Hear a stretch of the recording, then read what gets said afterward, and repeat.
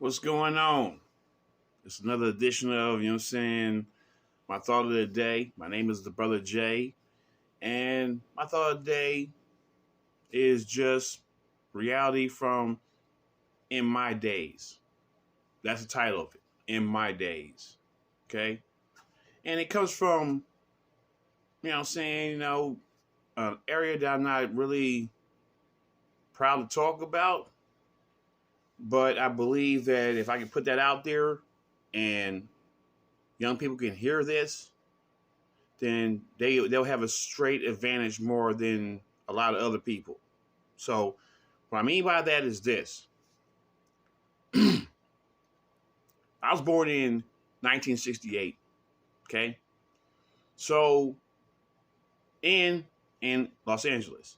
So anybody that knows is saying 1968, there's a whole bunch of ugly stuff going on, especially with Martin Luther King being assassinated. You know what I'm saying? Malcolm X already been assassinated 3 years prior to that. You know what I'm saying? And some people did like JFK, so he, got assassinated, around that range and stuff like that. And also Bobby Kennedy around that range. So pretty much anybody that supported black people was dead. You know what I mean? Straight up like bam, bam, bam, bam in a row. Okay? So here's the whole problem of how this starts off. Now, in my day, a lot of black people was, straight up, fucking. Yeah, they was fucking. You know what I'm saying? No one was telling me, like, hey. You know what I'm saying? Sit up here and make a plan because that's what, a lot of white districts, did with their kids. You know what I'm saying? Hey, we'll set you up with a motherfucker that we know is going to take care of your ass. So they pimped out their daughters. But when it came to the ghetto with black people, they said, oh, fend for self. Now, here's the twist. After, where most ladies in that day really did need help because they had like 2 and 3 children. You know what I'm saying? So they'll say, oh, yeah, we'll help you out, but it'll be some little penance that you can't really live on. You know what I'm saying? That's that back in the day welfare shit. You know what I mean? So, but their mandate was you can't have a man over here. You know what I'm saying? So they was desocializing the ghetto by stating that you can have our little pittance of money to help you out, but you can't have a man around. In other words, if you got some badass knucklehead kids that ain't listen to your ass, you're just gonna have to deal with that. You know what I'm saying? To have a male figure in their life that can, give them some kind of structure or some kind of meaning and stuff to their life. So no, you can't have that kind of guy around in your house at all. You know what I'm saying? Stay a lonely ass bitch. Is what they were saying to the black community. So this woman got to sit here and navigate like, damn, should I fucking have a dude in my life or should I not? Because if I don't, the welfare will cut me off. If I do, they'll cut me off, but there's no guarantee that he'll take care of me and all my other siblings.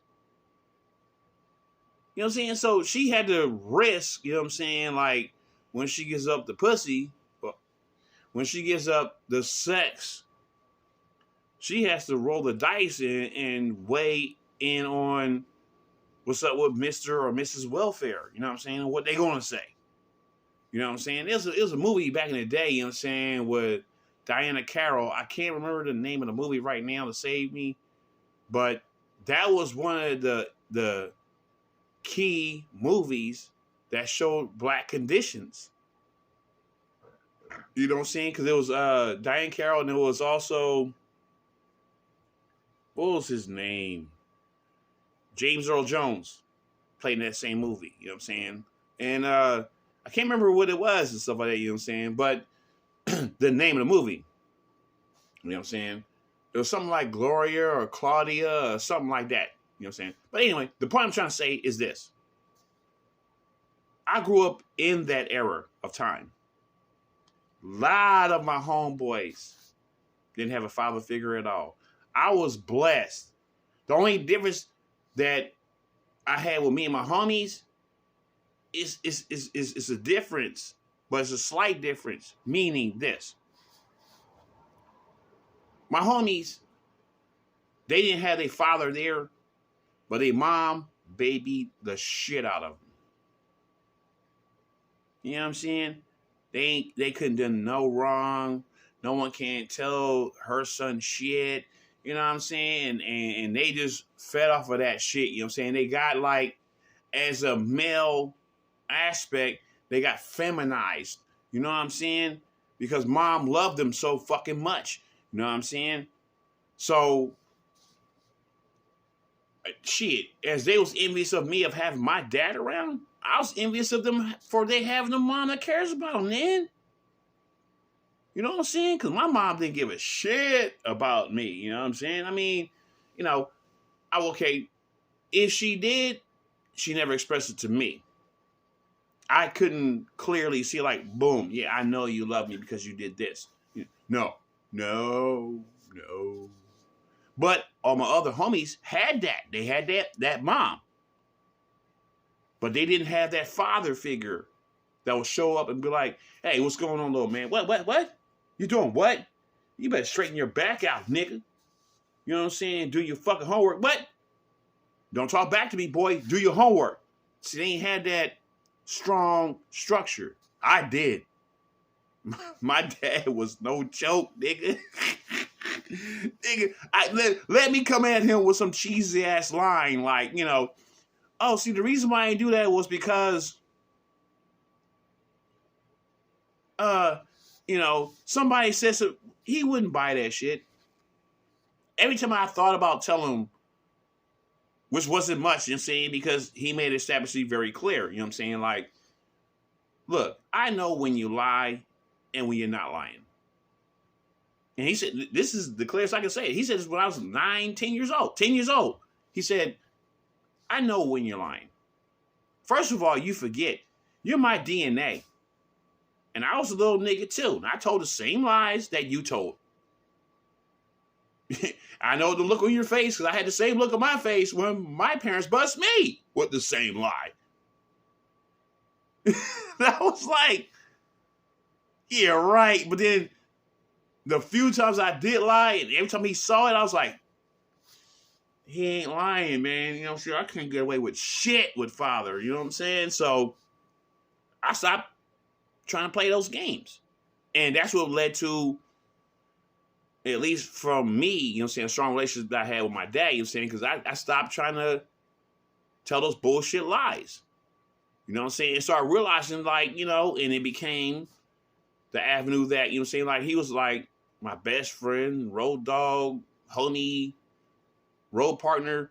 You know what I'm saying? I mean, me and my pops said, you know, it wasn't too many times that we wasn't on the same page, you know what I'm saying?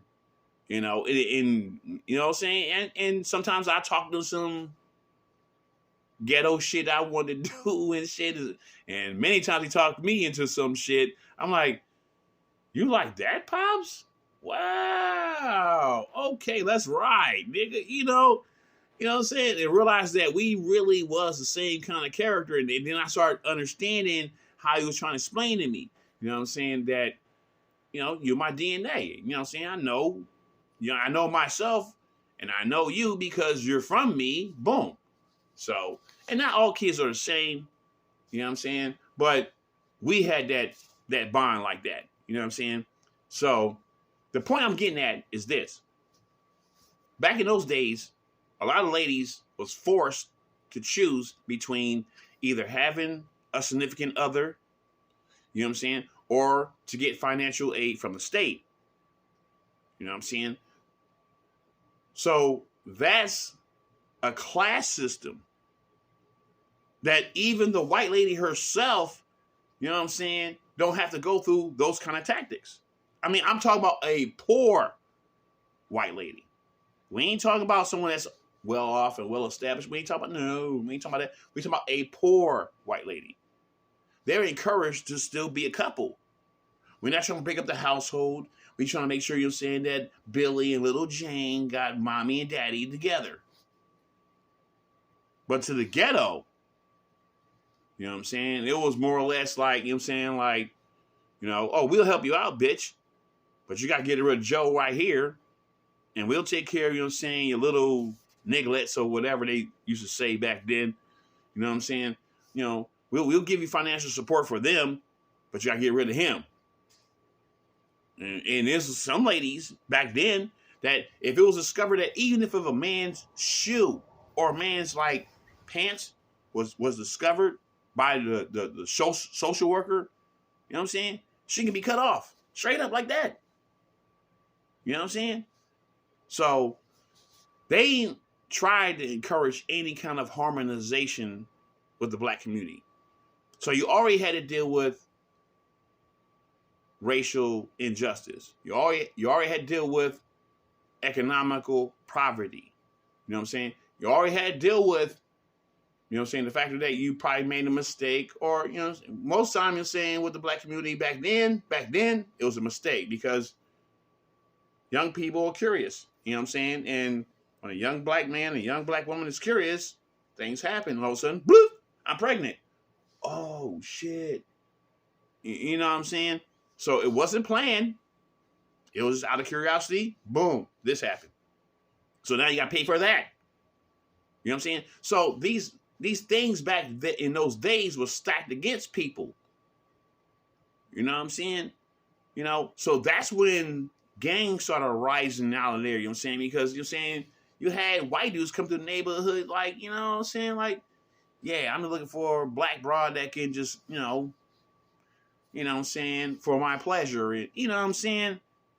You know, so gangs came out to protect their neighborhood against certain white invasion. You know what I'm saying? And then it just mushroomed from there. But what I'm trying to say as clarity is that a lot of cats in my generation started off with no fucking chance. No fucking chance, man. You know what I'm saying? Because it's so much that a mom can't do, but she can't raise a grown-ass fucking man or a man to be a man. You know what I'm saying? Mom can just show you how to be a kind man, but she can't show you how to be a man.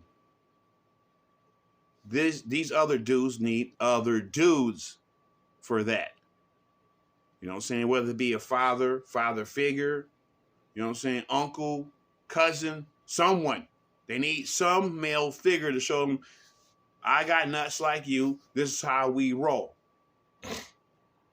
You know what I'm saying? So, but these dudes didn't really have a chance because the system set up for the mother not to have no male figures around or in that household, period, to receive financial aid. So they was discouraged from having a male figure around that could have helped her out with their son, you know what I'm saying, or sons. You know what I'm saying? You know, so that's strike number one to the ghetto. You know what I'm saying? Besides the overtone racial flooding of what they was doing, you know. So the second thing is, knowing that, you know what I'm saying, she's on the welfare and stuff like that, black men at that time, you know what I'm saying, would run across a lady like herself and stuff like that, you know what I'm saying, coming from the store or something like that, or the market or something, and he'll be trying to, you know what I'm saying, hey, how you doing, lovely lady? And he ain't understand why he's getting dissed back then in those days, but that's why most of the ladies was dissing you back then, because if I talk to you and somehow magically I start have feelings for you, then I'm going to want you to be around me. And the social worker's already saying, I can't have you around me. So I'm not trying to tease my feelings. So let me dog you right now off the gate. So a lot of times seeing cats saying, because I got, man, plenty homies, rest in peace now, but plenty homies and stuff like that that didn't have a chance from the word go because the system was set up against women having strong ass men in their lives to assist them with their children if the father chose to be a deadbeat and didn't want to be involved. You know what I'm saying? There was other men that was going to be involved, but they was distracted or discouraged because of the system that was in play. So I do feel sorry, you know what I'm saying, for a lot of cats and stuff like that, you know what I'm saying? You know, I mean, only thing I can say in reverse, because, you know what I'm saying, is I wish I had a strong connection with my moms. You know what I mean? Like the things I be hearing cats be saying, like, oh, my mom loved me, and if I was a serial killer, nigga, she'll have my back, nigga. I ain't had that mom. Shit, my mom threw me on the bus like, what? Nigga, you ate 5 eggs, nigga. Let me beat your ass, just saying, and kick you out in the fucking snow. You know what I'm saying? So I envy the dudes that have a mom that loves them and stuff like that. You know what I'm saying? I do. I'm not envious where I'm jealousy on some jealousy, anger shit. No, I would just like to know like what it feels like that I have a mom that loves me. But you know what? I say, and I'm proud where I stand at right now. If I had to choose between having my mom's love and my dad's love, dad, because at least we got the same body parts. He knows the same struggles. He knows what I'm going through. He taught me a lot of shit, you know what I'm saying, that if he ain't teach me this, I would have had a harder time than what I had already. If I would just have my mom's love without my dad's love, nigga. Because dads know how to talk to a little motherfucker that moms really don't know. See, dad is the enforcer, mom is the nurturer. Not saying that's always the case, because sometimes, you know what I'm saying, when the kid, you know what I'm saying, is born and stuff like that, and the dad's off the scene, mom got to become the enforcer and the nurturer at the same time. But most ladies don't know how to do that successfully in sync.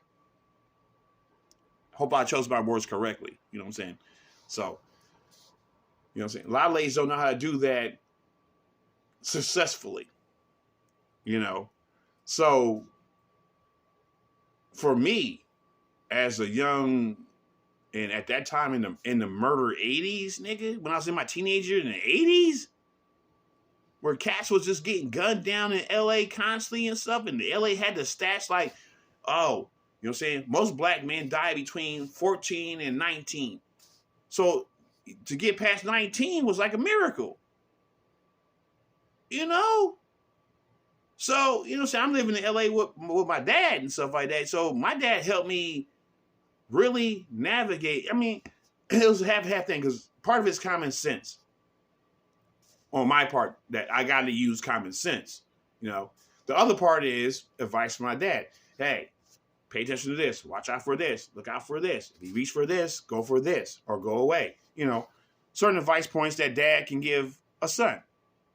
You know, so I mean, I love the fact that my dad gave me that advice. You know what I'm saying? And I'm not gonna keep going too far with it. You know what I'm saying? But you know, I just wanted to say that in the scheme of things, the system was set up to turn black people against each other. You know, the black families was meant to fucking crumble because of white jealousy, envy, and hate.